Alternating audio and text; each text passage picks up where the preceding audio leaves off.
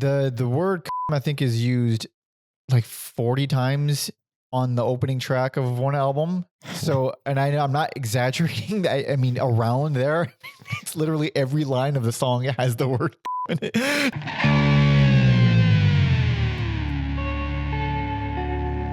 Welcome to Every Album Ever with Mike and Alex, the podcast where we listen to every single album in the world, one artist at a time. That's a whole new discography per episode. My name is Michael Mansour, and I'm joined, as always, by my bright and shiny co-host, Alexander Volts. Say hello. Hello. And today, we'll be discussing every album by Tragic Mulatto. This was requested on Patreon by Jazzy. And just for, I'm going to have to do this every time we do a request. We're no longer taking requests. Alex is leaving the show by the end of the year, so we're not accepting any more new requests at this point. If you're in the Patreon, you've made the cutoff. Jazzy made the cutoff. And Tragic Mulatto. From what we did I think we did a Jazzy request for a bonus episode on Patreon. We still accept bonus episode requests on Patreon, so go there. He requested us to do a Second Trust album, which I was excited by. Okay. So he's big. Yes, you were. Big into punk, big into weird punk, I would say this man is. Tragic Mulatto, he threw this my way, and I recognized the name immediately. I know I've heard them at some point when I was a teenager or early first time getting the internet with my brother Robert. I don't know what I'd heard from them. I didn't know there was anything more by them. Now we have heard everything by this band. What do you think, Alex? I had never heard of them before, but I saw they were on Alternative Tentacles, so that's a great sign. And I'm a fan. I had a feeling. Felt like you'd like them. I don't know how this band isn't talked about. I mean, this band is not talked about. End of sentence. This band is just not talked about. Why? I'm confused. They're fascinating.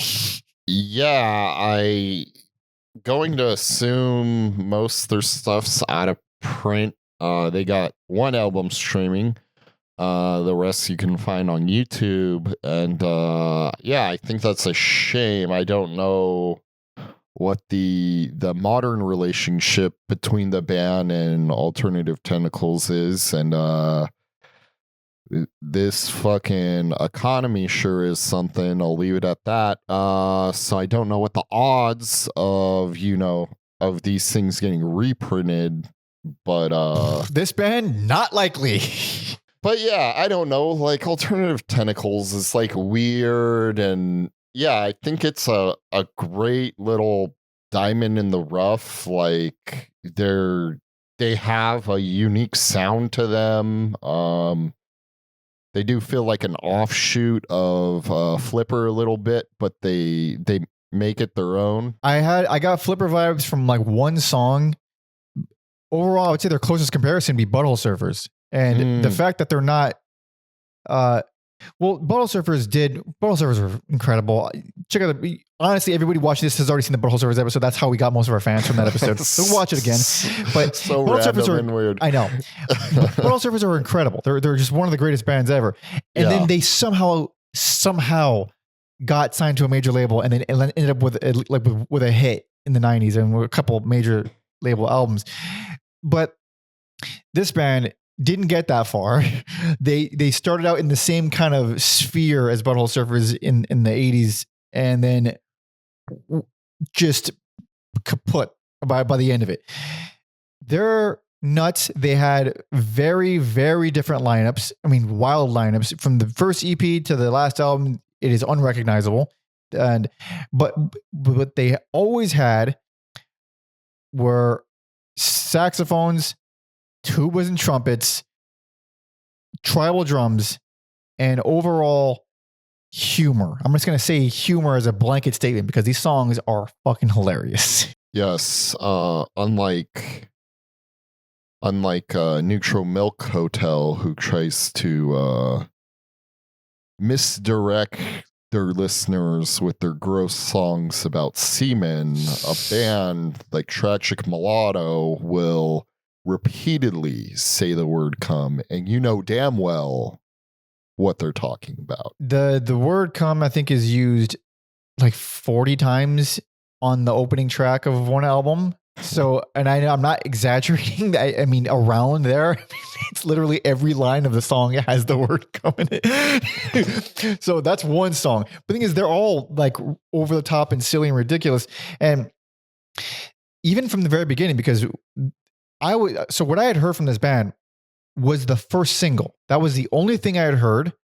And the first single is the most, I mean, it's a completely inaccurate representation of the band. It sounds nothing like the albums. The albums are fucking way out there. They're way out there. The first single they're all funny, but I think it's called The Suspect, and I forget what the B-side is to it. I'm going to look it up real quick because I had this, it was kind of on rotation. The Suspect and No Juice. That was the first single.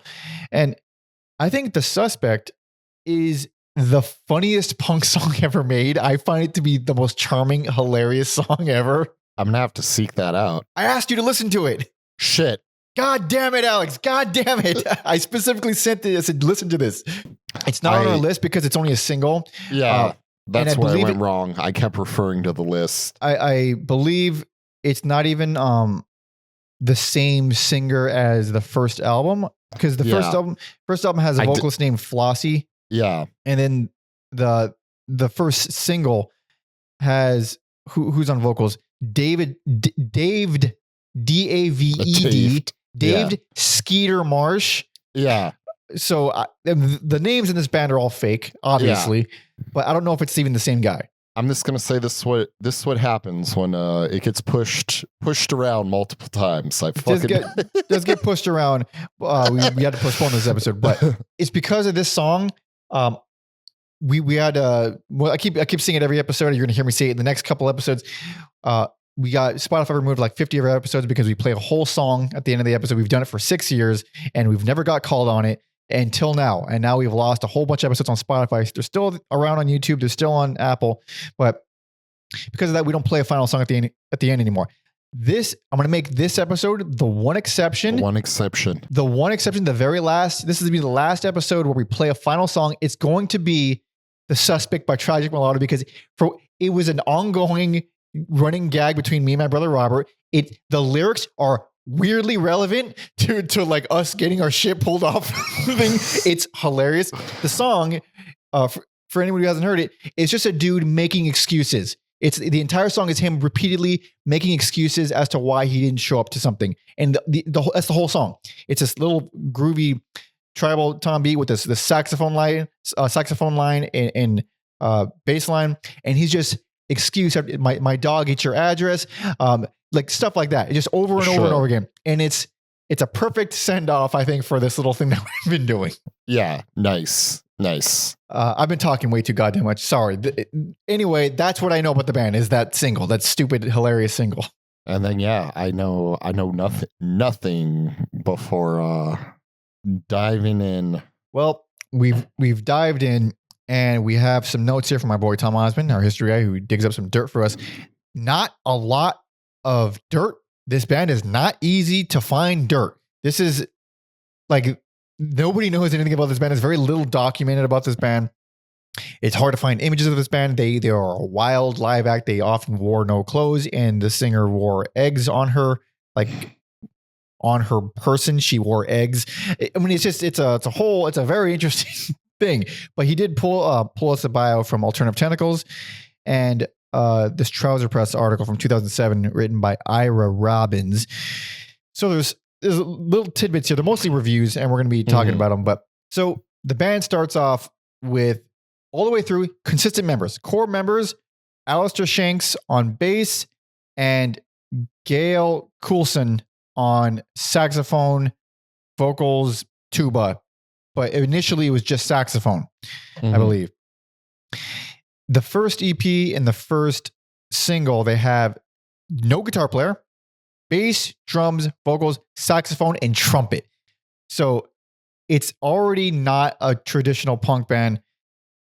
Eventually, we're going to lose a bunch of members, and the main core is going to be Gail on vocals and Alistair on bass, and then other people in between. So this band goes, I mean, the unrecognizable. You're going to hear the first EP and you're going to hear the first album, and it's going to be fucking night and day. Quite the evolution in this short existence too. I was not expecting the evolution. However, I will say, when looking at the breadth of the whole discography, you see this movement, and then this crazy evolution, and then bam, stagnant. I would say this, like, it sort of holds this one thing till the end. So once they find their voice, they kind of just stay there, which I have mixed feelings about. But overall, crazy band. We're going to talk more about what we know, but there's not a whole lot that we know. So the name Tragic Mulatto, it's apparently, or at least according to Wiki, it's a character type that appeared in literature during the 19th, 20th centuries. Yeah, I believe it's a trope you can find in Shakespeare plays. Yeah. So interesting band name. And Tom leaves this little note for us. That he had so much trouble finding info that he started asking people, like musicians that he's interviewed, like finding, like, he asked fucking Mark Prindle, he asked Conan Neutron, he asked what's his name, Gregory Jacobson of the Lovely Little Girls, but it's just nobody knows anything. Like, they all know the band, they've heard of them, but like nobody really knows anything about them. But yeah. So this is from the Alternative Tentacles bio, which is a very colorful website. The wording is very colorful. And kind of like Jello Biafra, very animated, but it says right here. Not you personally, but like when I read like the bio and in his, like in my head, I read it in Jello's voice. Got to read it in Jello's voice. So this is from Alternative Tentacles, read by Jello. Tragic Mulatto have been called many things, including butthole-esque rhythmic chaos. They are one of San Francisco's oddest bands ever, and that's saying something. There's fucking 3 explanation points, by the way, for some reason.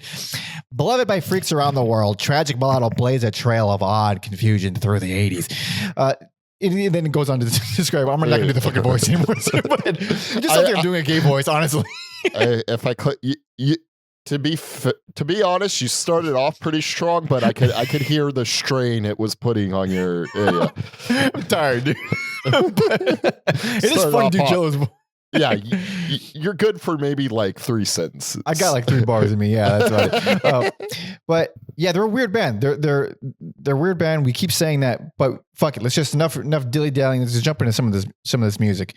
So first couple records I think were produced by Klaus Fluoride of Dead Kennedys. Check out our Dead Kennedys episode. So that's a neat little connection. It also makes perfect sense with the Alternative Tentacles stuff. But first EP, 1984. You're ready to go? You ready to go? I'm ready. Hell yes. Total, we're talking about 4 records today. First one, 1984. Last one, 1990. This is the first EP. This is not streaming. You can find it on YouTube. Only one of these albums, like Alex said at the top, is streaming. This is 1984's Judo for the Blind EP. Also, like when you search for this, there is like blind judo guys giving. Hell yes. Hell yes. You must have been at another barn dance, or, over to another village or something like that. 'Cause, I'll tell you, it certainly didn't go on that hayride with me. Biggie, biggie, biggie, biggie, biggie, biggie, biggie, biggie, biggie, biggie, biggie, biggie, biggie, hell yeah, dude. This fucking rips. Squeal like a pig. Squeal like a pig. Squeal like a pig. Squeal like a pig. So there's a lot of squealing going on. Yes. This is the least song of all the EP. It's the horrible opener to like try to show anybody what the hell this sounds. This sounds nothing like the EP. I mean, it leaves an impression. It does indeed. So, okay. So the rest of it is not that. That's the crazy song of the EP. Yeah. Yes. Also, I don't think this is one of those discographies where I don't think anything is bad, but due to the evolutionary change, I'm just gonna give this worst least favorite. I had a feeling you would. I think one other thing is the worst. I don't think this is the worst. I actually quite enjoy this EP. And the thing I think is worse, I actually also enjoy that. I don't think that's bad either. I think this is a really pretty much good band all the way through. I mean, it left an impression on me. I was excited to listen to it going forward, but after listening to the albums, I was like, I think the albums are a little more core to who they are than way more core, and they're also way more put together and full. The reason I like this EP so much is it's, out of everything we're talking about here, it's the only one without guitar, and hearing how they manage without guitar, it's so interesting. It's so, because trumpets and saxophone are the stars of the show here, and so the opener was a bad example because it's just squealing and brr, brr, brr, brr. It's not much, but you get to Gossip track 2. It's an actual song. It's got a tribal groovy ass bass line, wonderful trumpets. Yeah, for a band of this size, to like incorporate the like, for those of us who like lived through the 90s and remember that like big band like revival era, look no further than a movie like The Mask. Like for them to incorporate those sounds into this, like, you know, that's like, I think of like almost like an orchestra, right? To perform that type of music, and for them to incorporate that was really impressive while still bringing in, you know, some free jazz elements. Yeah, it was. I'm actually, yeah, it's surprising how well this thing is put together with which seems like it should be this sloppy mess of drunkards. And not only that, like there's also surprising amount of variety on here, because there's, so you think, okay, all right, fine. Now I Barn Dance, the opening track, that's the crazy song. Gossip, this is probably going to be what the EP is like. Then you get Tax Squad, and you get sung vocals. I was not expecting sung vocals when this dude is just rambling about whatever, squealing like a pig and other nonsense. Like, the lyrics are funny, the singing is funny, but they're like, oh no, that's a song. It's just a well-written song. The thing I was impressed is like within 3 songs, they've kind of set up like different levels and styles of these horns, where you get some free jazz stuff, you get some stuff that sounds more like it'd be in a 1950s big band thing, and then like Tax Squad, those horns feel more like a marching band, like when you go to a college football game or something. Yeah, it's not bad at all. Love the main riff to Saint OK, or I'm sure it's Saint OK, not Street OK. I must be stupid. I think it's Saint OK. The trumpets are so over the top. They have like a real Spanish flair to them. It's great. Yeah, and this band is I learned eventually their bass lines are some of their strongest features of the band, but love that bass line on there, and the better vibes than Saint Anger, that's for sure. Easily. Yeah, the bass lines, they're going to be a real anchor here. Obviously, that's a founding member. Alistair Shanks, or AKA Lance Boyle, or AKA, as he'll be known in the albums, Reverend Alistair Shanksley. The names, they're very silly and seemingly nonsense, but what was he named? What is he named on this record? I'm curious what his name was on this. His name on this one was, I'm gonna find it. Fluffy. His name is Fluffy on this EP. So there's that. What else we got here? We got some more speed movement on Stop My Hand. Yep, picks up the pace a little bit. That let me know they've developed this very distinctive style, and they are sticking to it. And also, it's just an EP, so it's not like I wasn't like, oh god, I have to endure however many more minutes. It's very brief. It's like 15 minutes, 16-minute EP. 900 Foot Jesus, which is, aside from being a hilarious title, got almost a spy sounding bass line to that. Batshit horns. It's one of the more frantic and bombastic in feel because of the horns. A 900 Foot Jesus is also the logical endpoint to the 12-foot skeletons we have in yards these days. So have you not seen that? Oh, but yes, I've seen more than one, and one home in my town has it year round. I already know what you're talking about. I already know the house when you said that. I was like, oh yeah. My current town. That one.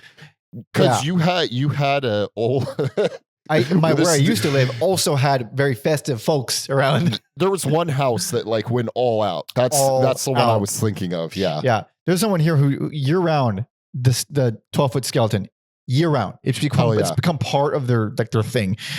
It's part of the neighborhood. Yes. And there's it's basically fanfare on 200 responses, 10 minutes. I mean, what the fuck is happening? They're hilarious. They're hilarious horns.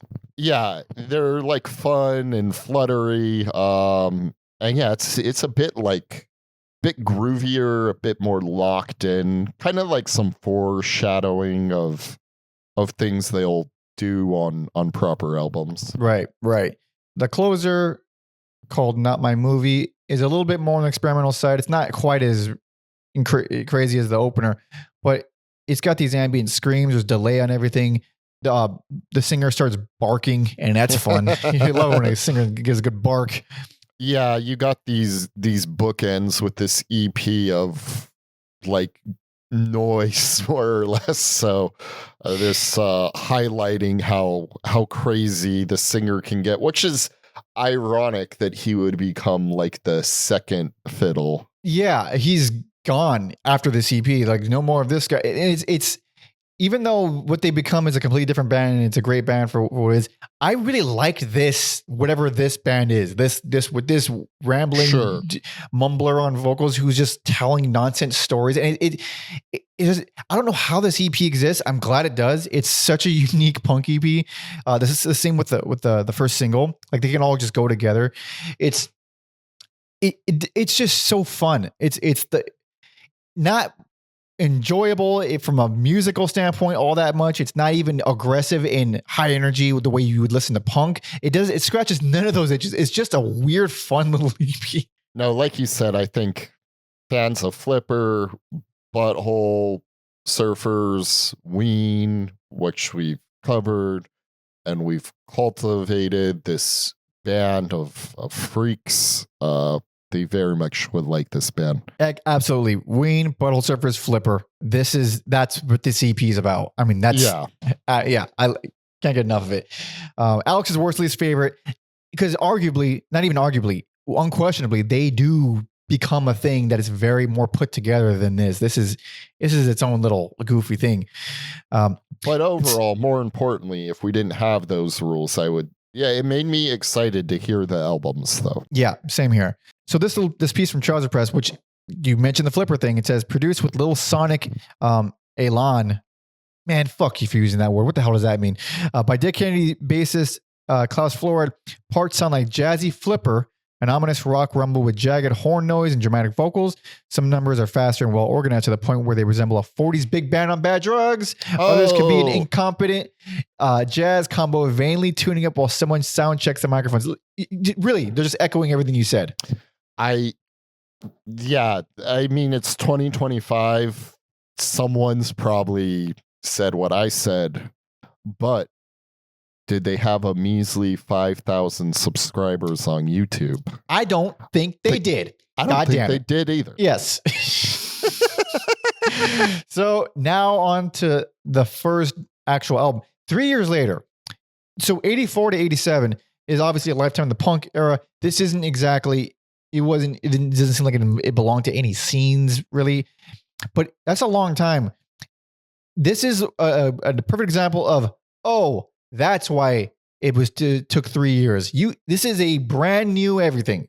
Alistair and Gail are still here. Gail is now leading. A little bit of Alistair sometimes, but mostly Gail. They have a guitar player now.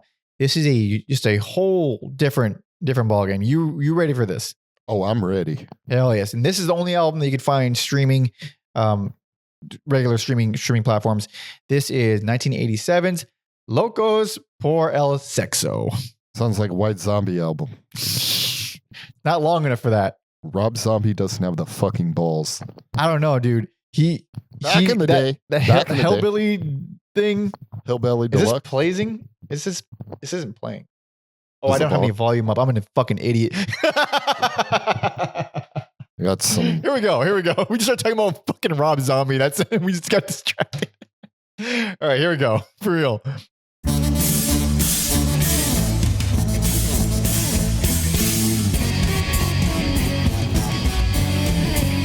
Saxophone's still there. Now this is a triumph in songwriting, this song. All-timer, one of the greatest tracks from 87. It's... So I think that's Alistair. And this is what you think you're getting. I like his... I call these the trash man vocals. Yeah, the trash man vocals. But I like the other ones too, but we don't... On the EP, but we don't really... We'll never get those again.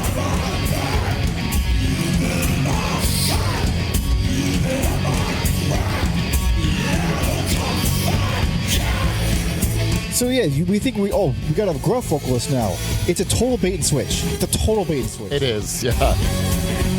Especially for the 10 people who were following their career in real time.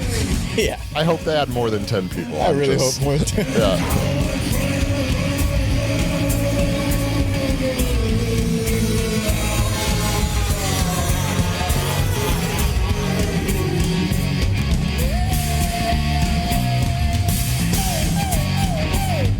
I like how the music also changes with the arrival of the vocals too.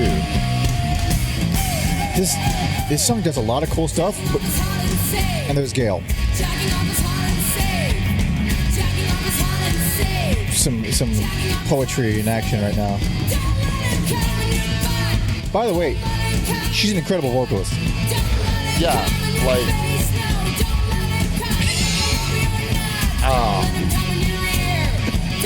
Don't let him, Alex. Don't let him. There's a lot of places people can't come.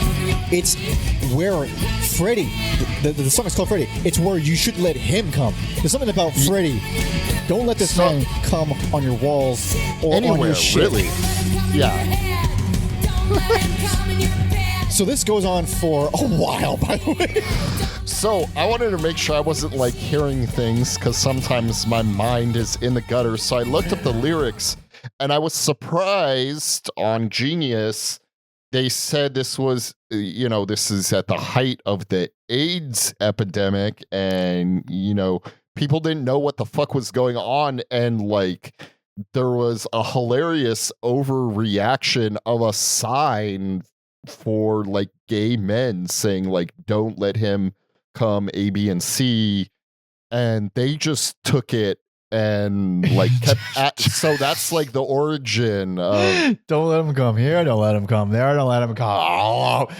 Yeah, so like I to me I like to think even they were like it doesn't spread like they had to know. Well, I don't know. I'm sure no one it's knew. very. Well, yeah, it was some scary. people knew, but the vast majority they weren't teaching people how. No one knew. Yeah.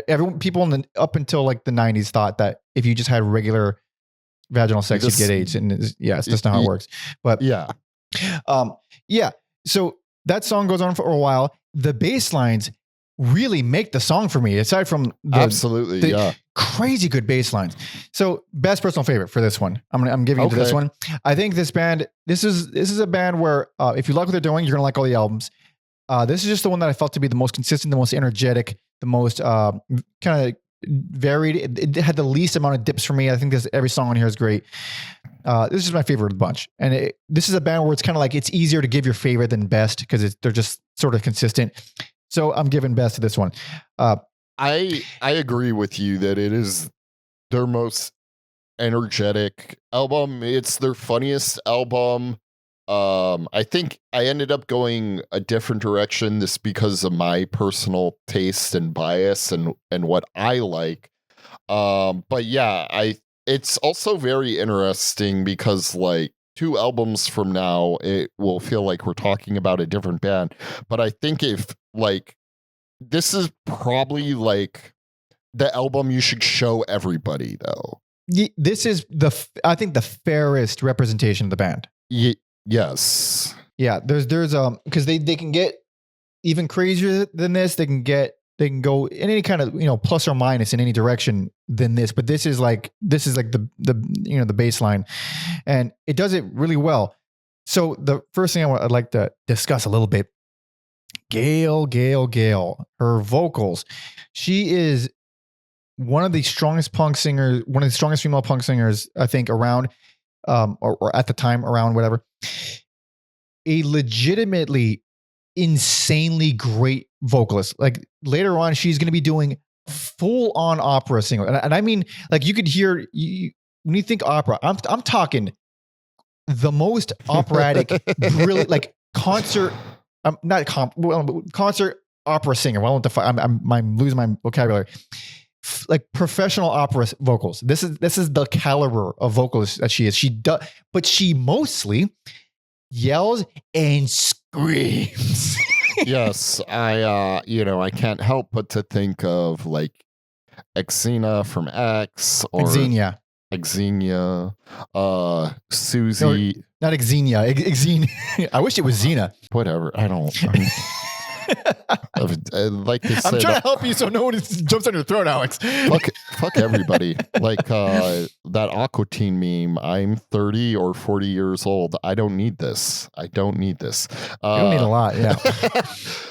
So the band X or Susie and the Banshees, I can't help but think of those bands because they're a little more prevalent, but in that same style. There was always it was just the style, really. Like there wasn't when it comes to punk female singers, you didn't really hear a whole lot. Like Susie kind of like pioneered that thing. Xena had her own style of it, but it was kind of more or less the same, but just less, maybe less proficient. Mm-hmm. It was always sort of in the same wheelhouse, and she's doing that. The only thing different that she's doing here that I think is significantly better, her screams are insane and they are awesome. I mean, she screams. Yeah. I mean, but she does it at the ends of lines. She does it in like, it feels so like organic and natural. The way she'll just throw this crazy scream at the end.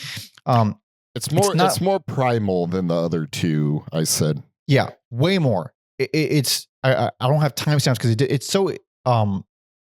so frequent and not like it's not like also due to not this album, but due to the streaming nature of the other two album, fuck timestamps. Oh yeah, it was difficult. Yeah, they couldn't really do timestamps because of that. But it's not like where on that same song you get the guy screaming his whole line. He's screaming a whole phrase. She doesn't scream whole phrases. She'll just be singing a thing, and then at the end just a fucking scream, or she'll scream one word out of the whole sentence. It's very like methodically, I don't know, picked the way. It's such a cool effect. It's one of my favorite like female punk vocals choices. I would agree with that.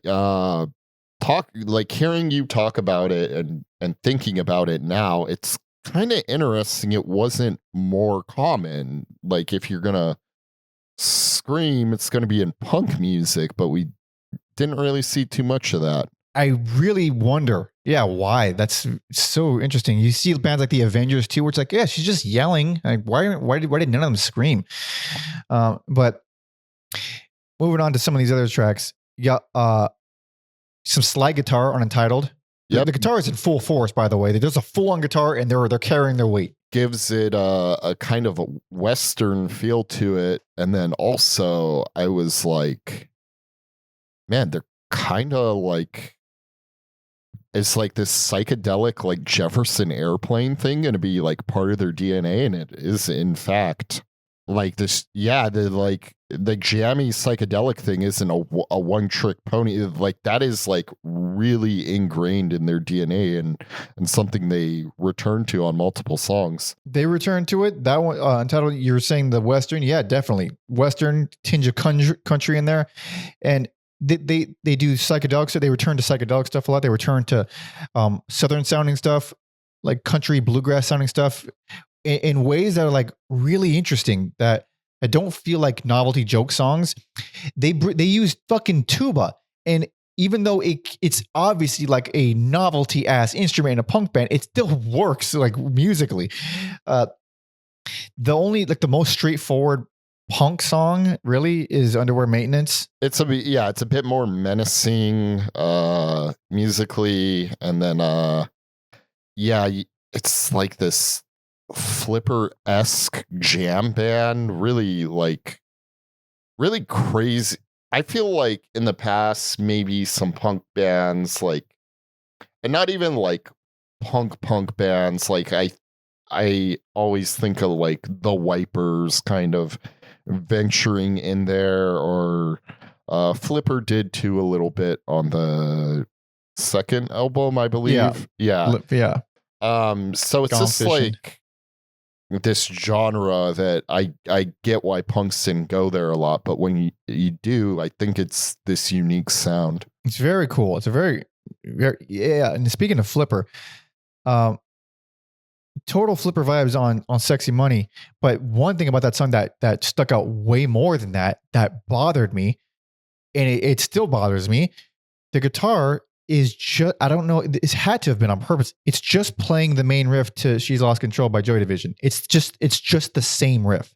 Note for note. I didn't notice. I thought there was like a reason I liked that guitar riff. Like, I think due to like the psychedelic nature and having just done an episode on King Crimson, it felt more King Crimson-y to me, but I'll totally believe you that there's similarities to She's Lost Control there.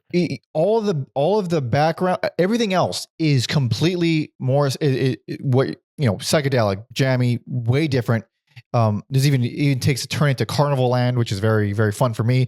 There, it's its own thing. It's just the guitar line. The guitar line is just dun dun dun dun dun dun.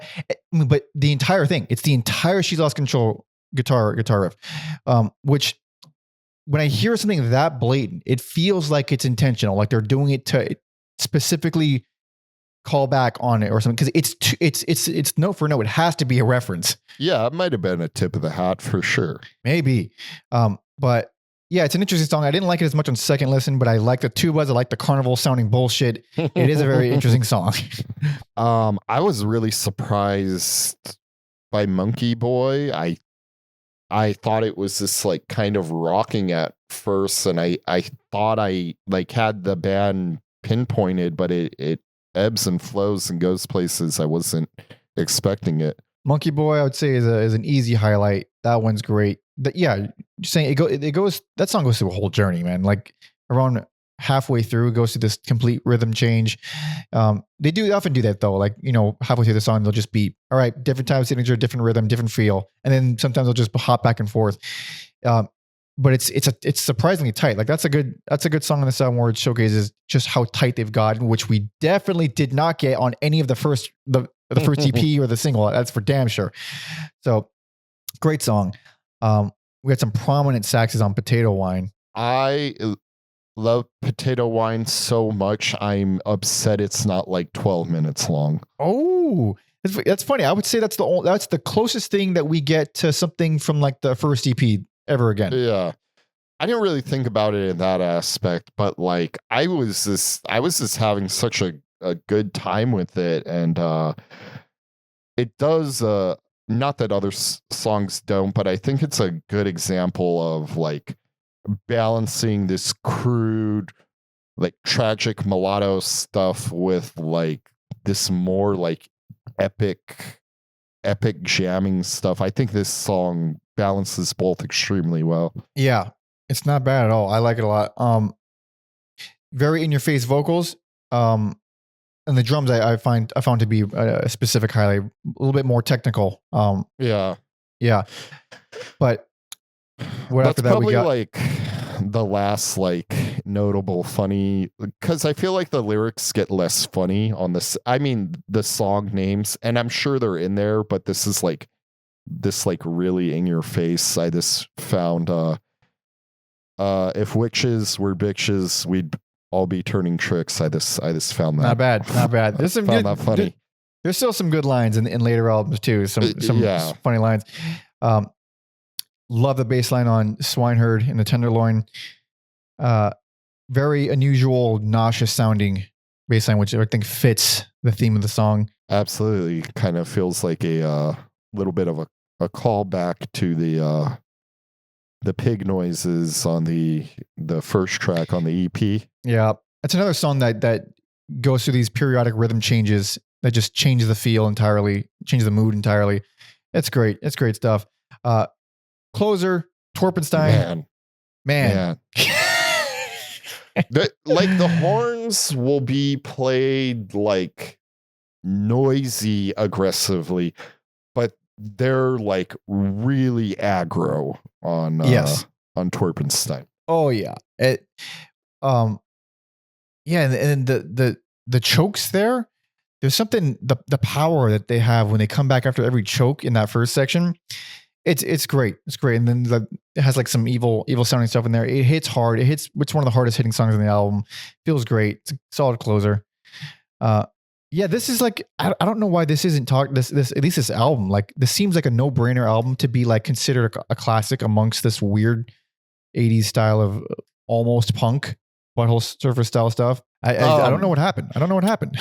Yeah, especially, I guess, I don't know. I guess the Butthole Surfers are like pretty niche already. Like you said, they just happen to be lucky enough to have a brush with the mainstream. And then, yeah, I don't know. Like I would think, I don't know. I would think at least among like alternative tentacles, because like they could push this as one of their like this is an alternative tentacles band. Like when you hear that label name, you should think about Tragic Mulatto, I think. Yeah, it just really is alternative tentacles, Butthole Surfers. That's really what it feels like, and how it could have just had this character to it. At least it had this character to the label. It could have added character to like, yes, this can be because Touch and Go had Butthole Surfers. Touch and Go had a lot of stuff, but Butthole Surfers being on Touch and Go was such a cool thing. It was such a nice little extra like wrinkle for Touch and Go. It kind of gave them a little bit more depth to have this wild. I mean, because I get if you're just putting out this novelty wild stuff and it's just sort of crazy for the sake of crazy, but this is like strong. This is a strong album. So yeah, it's just strange that I'm glad it's streaming and at least somewhat available, but I'm not sure about the others. But yeah, I think it's the best. I think it's an easy representation of the band. I think it's fun. It's very funny. It's well produced, and it's consistent. I don't think it's perfect. I still have a little bit, problems with it here and there, but it's really nothing big. Vocals are strong. The instrumentation and performances are just so silly and nutty and surprisingly technically proficient, like despite the insanity. It's an album this wild shouldn't be this tight, and so I love it. Yeah, you can definitely tell they're proficient musicians. Indeed. So time to move on. Are you ready? Ready for some bussy? This is one of the most fun album titles that we've had in a good minute. This is 1989's Hot Man Pussy. You have made all the other nations drink the wine of the wrath of her. Here's the screams that I was talking about that we didn't get. I didn't get to show you guys. When she drives up in a can, dripping from her skin, with her fucking shriveled pants, got her battered riddle plans. God, this song rules. She's a hoe. It rules. And it's also way meaner than anything off the first album. It is leaner for sure.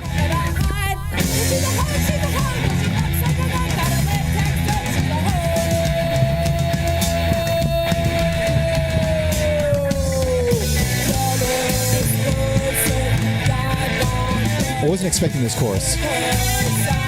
No. It's like guitar shredded. Oh yeah.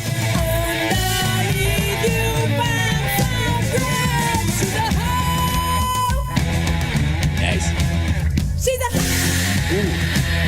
Oh, I love that scream. That scream So fucking good. Yeah. rules. Oh man. That is the song where I like really took note of her screaming. Yeah, it rips. And this album is just as good. I have like one song that dips for me that I don't like. That's the only reason why I'm like, all right. But this is also the craziest album. I'll say this is the craziest album. Man, I don't know. I feel like the previous one is so crazy, but I also wasn't like trying to rank them on crazy levels. It just stuck out to me as the songs go wild on this one, pretty hardcore, and they have like the most. I found these songs to be the hardest to keep track of like where they're going. Aside from the opener is pretty straightforward, but even with the following track, Fist of the Fleet. Oh man. Already, I mean, horns and feedback open it up, and then it goes in this almost medieval sounding thing. There's so many rhythmic changes on that song. I mean, it goes nuts. It's like you're marching through the desert, but it's like slightly off. The horns almost sound like they don't belong. Like there are a few like BPMs or like a half a second like behind the rest of the track to my ear. It is off. It's not quite as cleaned up. That's a weird way to put it, to reference an album that says "come" that many times. But that one felt a lot more together and tight. This one is where they're kind of going ham. A lot of things get a little bit sloppier here, but there's still some wildly interesting stuff, such as "Hardcore Bigot Scum Get Stabbed," which is hell yeah. It starts out like hardcore punk with a tuba. That's where it starts off. Yeah, they come out with the fury, but you get those fucking operatic vocals you were talking about. Full legit opera vocals. I mean, it sounds almost like a sample. That's how. Yes. I really hope it isn't a sample. I'm pretty sure you can tell she's a good singer just by the strength of her voice. But I think that's crazy stuff. Definitely a standout track here for me, and I was like surprised when it took a metal or a mellow turn with the song title and just like how hard it opened. The clean section, genuinely dark and moving. It's a genuinely beautiful clean section. You would never expect that from how hard it comes out the gate. And then after that, it goes into more tuba and medieval stuff. It's just such a strange song. It's great. It is the opposite of Blue Oyster Cult, where they need more cowbell. This band needs more tuba. Need more tuba. They bring the tuba in their defense. They bring some tuba. I thought the Roots had that market cornered with their tuba player, Tuba Gooding Jr. Also, Butthole Surfers got tuba too. Oh yeah. Paul Leary comes out with a tuba every now and then. So there is a lot of overlap. Following that, we got I Say, which opens with a significantly calmer sort of bass-driven intro. I don't know who the hell is singing there, but they sound lost and smelly. It doesn't sound like Alistair. It doesn't sound like the gruff, whoever was gruff. It's just some guy. It sounds like some guy. Yes, it is perhaps one of their druggiest songs ever. It's there's like singing, but it might as well. It's kind of like the singing's so minimal.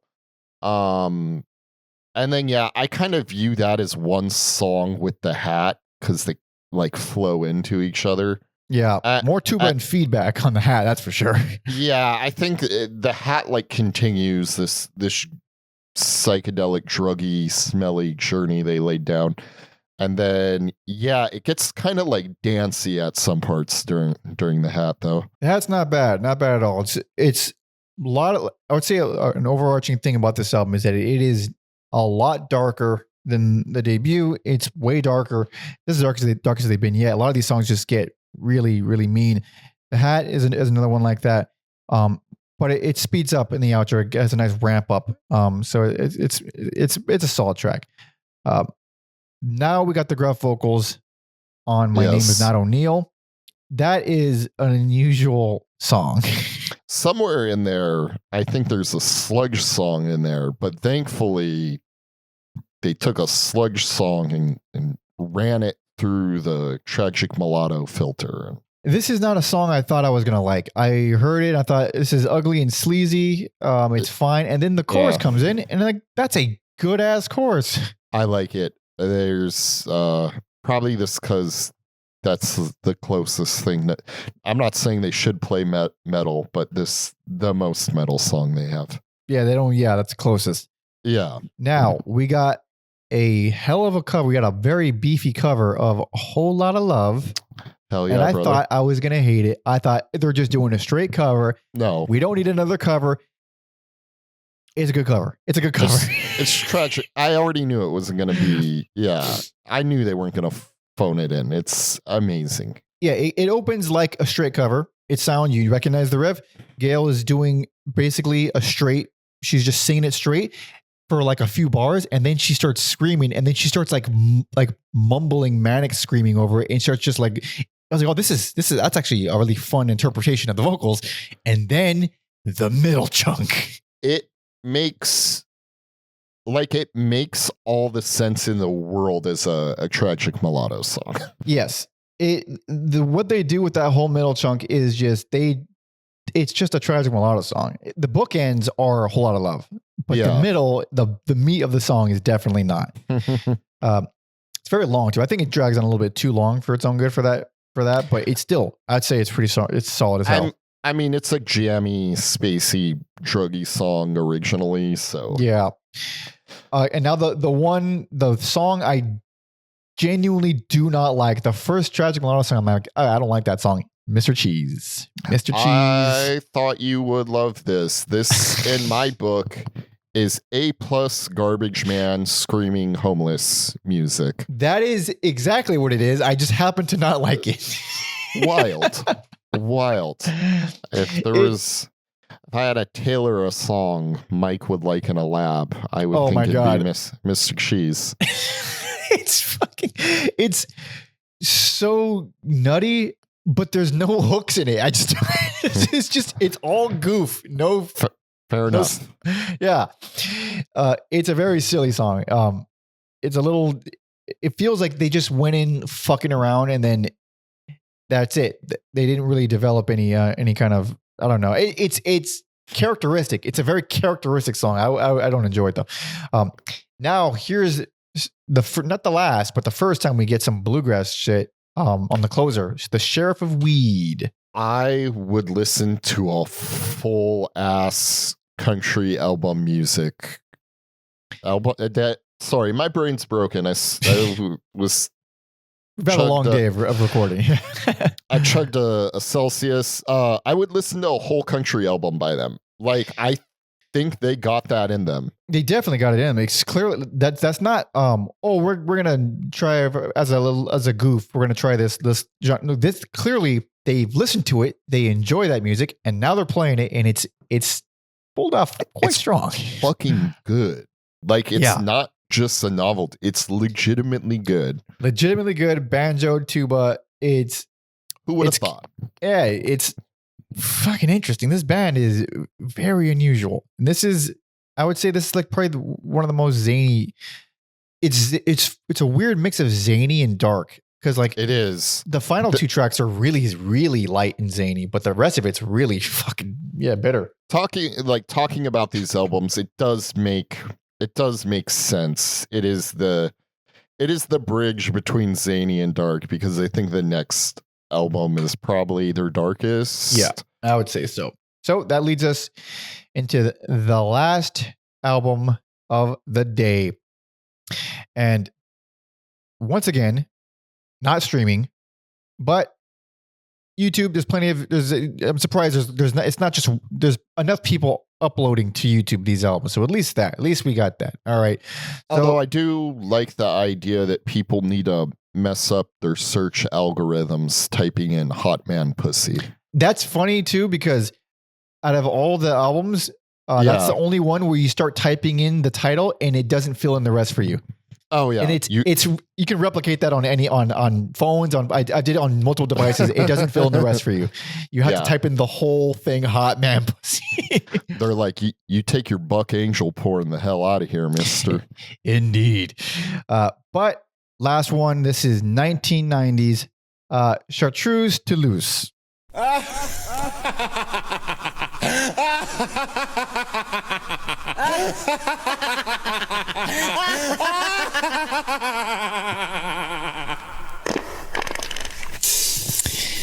Open up some toots and some laughs. Speaking my language. Yep.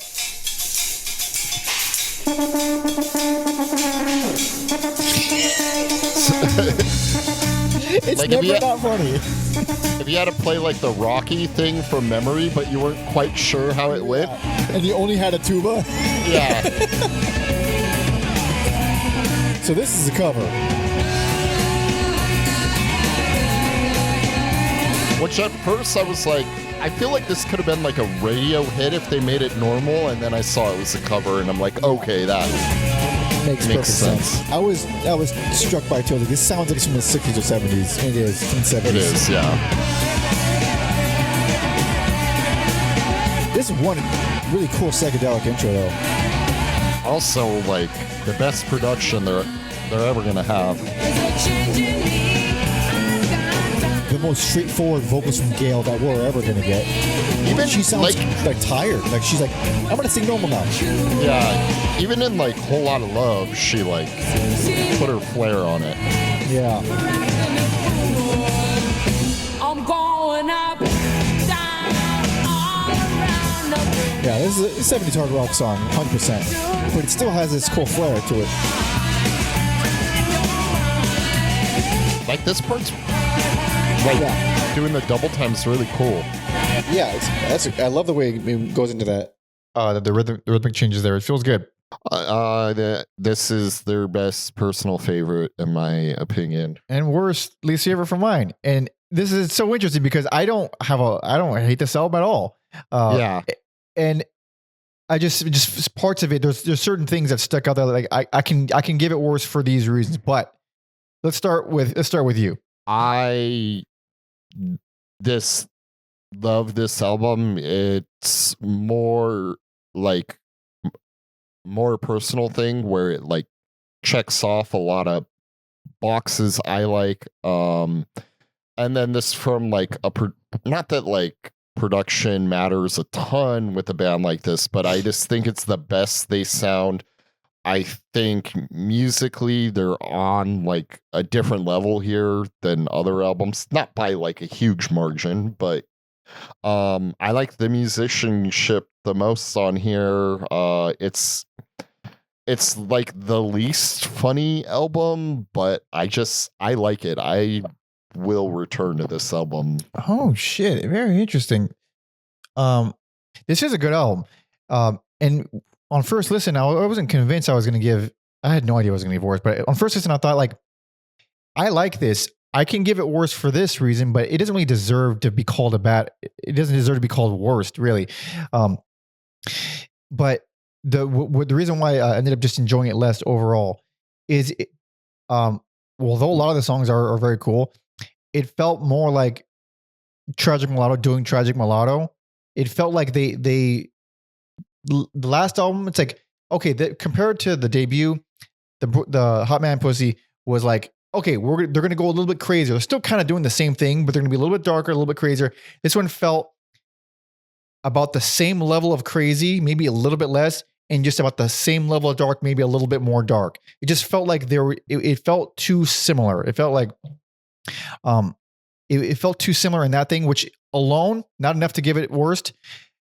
It also has, I think, 3 songs I don't care for, and that was enough. And that's basically what did it. Just 3 songs I don't love, and there it is. There's like one song I don't love on here. Which one's that? Rhythm of Barcelona. Oh, really? You don't like that one? I like that one a lot. My issue with that is Bathroom at Amelia. I still like the song. It's not bad at all, but like Bathroom at Amelia's comes on after, and I think that like bass line is better. I think that song hits harder, and it like scratches a lot of itches for me better than like Rhythm of Barcelona does. That is funny. That is almost exactly my perspective, but flipped. The opposite, yeah. I like Rhythm of Barcelona, and those 2 songs back to back, I think are a problem, because then we get what we're experiencing. I like Bathroom at Amelia's less because it follows a song that sounds so, because they're very similar songs. They are very similar, yeah. Yeah, that's so the pacing isn't perfect. So that's one moment. even though I think Bathroom at Milo's it has funny lyrics, it's a cool song. It just bad placement.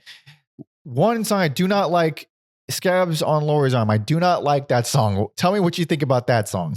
I like that song because this is not really a guitar band. Their first EP doesn't have guitars.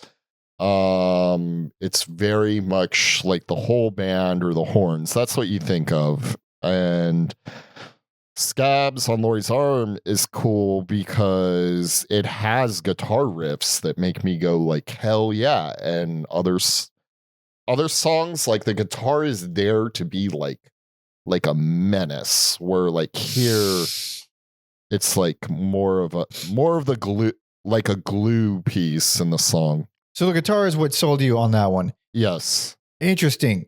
The thing that stuck out the most were the vocals. There are some wiggly ass vocals. I mean, she's going, she's going real wiggly, and it's annoying. It's the most characteristic. I found it to be very characteristic and interesting, but I was like, all right, fucking chill. I think the band was just so weird. I didn't even like, they could do like a lot and I would just be along for the ride at this point. They are pretty, yeah. They do their thing. And if you're on board, you're on board. Yeah. But overall too, Gail she's not screaming nearly as much. There's a couple songs where she screams, but it takes not a screamy. And that's like my favorite thing that she does. So I found that to be a little bit disappointing too.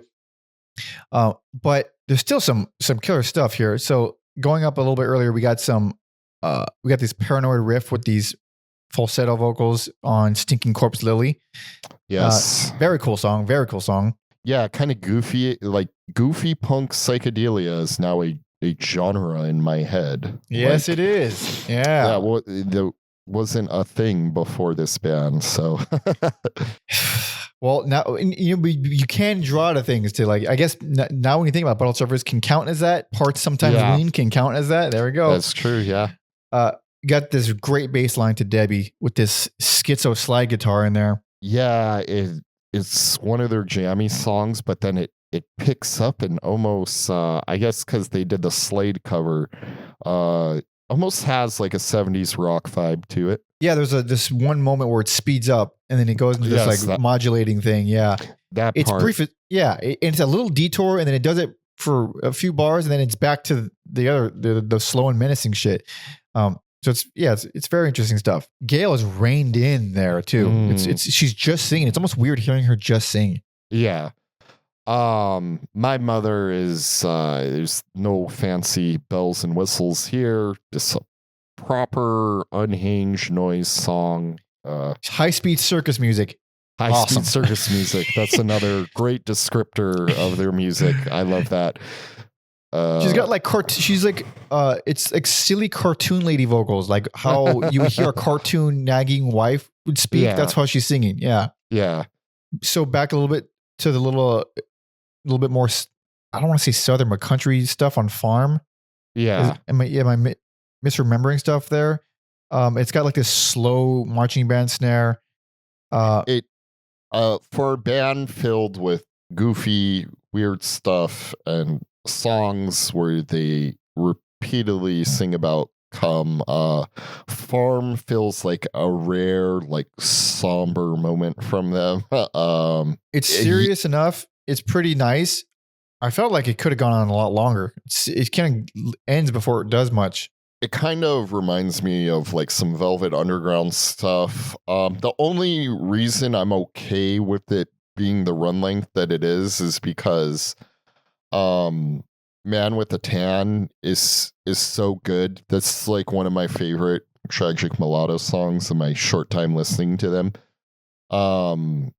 So yeah, again, like you get some of this like country stuff and it's Man with a Tan is like weird, like dark folk music and it like picks up and gets into this like disjointed song and yeah, they like, man, if they like stayed together or like got some notoriety, they could have like, I think they could have like continued to do some like really different wild albums. With songs like Man with a Tan, hearing that little venture into bringing in the dark bluesy kind of stuff, acoustic driven stuff, that would have been a very unexpected direction and a very cool. I would like to heard more with that stuff, because that song, it does rule. And I can't tell if it's a vocal effect or if it was just they're double tracking vocals on there, but it sounds like dual vocals, two different voices singing in different octaves. But the minimalism there is actually the craziest thing about the song. Like, we're so used to hearing these bombastic, giant, crazy, zany tubas, fucking saxophone, all this stuff, that when you hear just an acoustic guitar and vocals, it's like, whoa, that's crazy, dude. And it works wonderfully. When the band eventually comes in, it still works pretty well.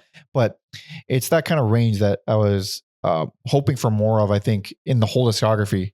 Even despite the fact that I enjoyed the albums a lot. Yeah, I mean, it's so short too. It really is I think they like go down in my book as a great like what if band. Like, what if they were able to like stick it out or get some kind of fan. Yeah. Because I don't know much about their live performance, but I'm pretty sure they were nuts, and there was costumes and nudity and literally eggs. I think Gail had eggs pasted to her, taped to her. I think they were cooked eggs. Maybe they were raw eggs. I don't know. I just saw that someone said she has eggs on her, and there's some footage. You can find some footage on YouTube. They look like a fun band, but yeah, just never took off, never grabbed hold. You can't really, I mean, what do you put this with, I guess, other than Butthole Surfers? But the thing is, Butthole Surfers were an anomaly already. You can't really lump two anomalies together. I don't think that works that well. I mean, yeah, the three bands are like their peers, or, well, I don't know about peer, but yeah, those, it's Flipper, it's Ween, it's Butthole Surfers, and then I don't know what else. Like, those are, yeah, they're the bands that they happen to exist, and we're lucky that they do, but really, it's not likely that they exist. The only song we didn't talk about is the closer, Rise Up, Get On, Get Down. I do not like that song very much. I think it's like the weakest closer. Not a fan of the Garbage Man vocals. I like that. I like that they're there. I like the sound of them. I just typically don't like the songs that he sings on. I naively thought that would be a fun romp. The way it started off, I was wrong. It's yeah. I like the song, but it's not I wouldn't call it fun. Yeah. They do have plenty of fun songs. Maybe not that one so much. Yeah, my worst and least favorite, Alex's best personal favorite. And that just shows that's a perfect example of this kind of band. There's really, you can like it all. You can like none of it. And I don't know if there's going to be a whole lot of in between. I can imagine someone hearing enough, like, all right, I've had enough. And then other people be like, oh, this is fun. This is crazy. This is wild. This is kooky bullshit. And then we're here for some kooky bullshit. You know what else they seem like? Because it's kind of like almost like cliche, like when you're like getting into music and you like Nirvana, and then you find out like bands Kurt like, and it's like those almost are like bands are like loosely related. Like, this feels like a band you could like tell someone like, oh, Kurt Cobain really like. It feels like one of those bands, but it's fucking not. Yeah, the fact that it's not is very, very surprising. Very surprising. Yeah. The only thing after this that we got is some members like what's it, drummer Bambi Anonymous, which is, I imagine, not their real name. Went on to play with Mudwomen and Frightwig, and then both bands, both those bands at one time also featured Rachel Thewell, who went on to replace Chris in Flipper in 2009. So there's a little bit of there's some Kevin Bacon degrees separation. There's some connection there. He managed to loop this definitively to Flipper instead of just like the aura of Flipper. There's actual connections there. And he also adds, cool band. Let me be the first to say that if anyone from the band is watching this episode, I think you guys rule, and I'll gladly do an interview with you anytime. So for the love of God, if this band is around, Tom is your man. It would be a great There you interview. go. It'd be a wonderful interview. But yeah, that's our little foray into Tragic Mulatto. This is a real unique ass band. Fun stuff. Let's do a little recap. Judo for the Blind, worst least favorite. Just because it's just early on, I did enjoy the whole discography though. And then best personal favorite, Chartreuse Toulouse. Perhaps not their funniest album, but for the type of music I like, checked off a lot of boxes. And for me, Locos por el Sexo, best personal favorite. It's tight, it's funny, it's zany, it's fun. It's a nice hodgepodge of everything they do. It's a nice little elevator pitch for the band. And Chartreuse Toulouse, worst least favorite, simply because the screams weren't there. I had 3 songs I didn't like as much, and it didn't feel as much of a stylistic jump as I was expecting at that point in the career. But still, good albums all around. All of it's good. It's all fun. Even the EPs, man. Like, check them all out. They're fucking this is fun band. But thank you so much for listening and watching and hanging out. Thank you to Jazzy for requesting this band. I never in a million fucking years would have expected someone to request this band. So that's awesome. Yeah, and if you want to hang out with us further, subscribe, like the video, talk some shit in the comments, tell us why we're wrong about everything in life. You can follow me on all social media at Panda Monkey and Alex on Blueski at Octatron3030. and our history guy, Tom Osman Sounds, on all social media, TomOsmanSounds.com for his music and his podcast, whatever comes next. You can find links to all that in the description. And if you are a member or know anybody from Tragic Mulatto and wants to have a little chat with him, it'd be a great episode. And yeah, hit him up through there. Plenty of links, easy to find. My EP, link to that in the description. Patreon, baby, that's where you go. Even though we no longer are accepting episode requests, there's still plenty of meat there. There's bonus episodes. You can join the Discord, be a part of the community, talk to us, or suggest brand new albums for us to cover on shorter episodes. You get to see the schedules in advance. You get to vote on polls to decide what we cover next. And if you're tier 2, then you can suggest bonus episodes for us to cover on Patreon. Any album from any place, anywhere, soundtracks, whatever the fuck you want, really. So go there for that. It is fun. Now, even though we are no longer legally allowed to do final songs, I'm doing it anyway for this one for the final time, just because the suspect is hilarious.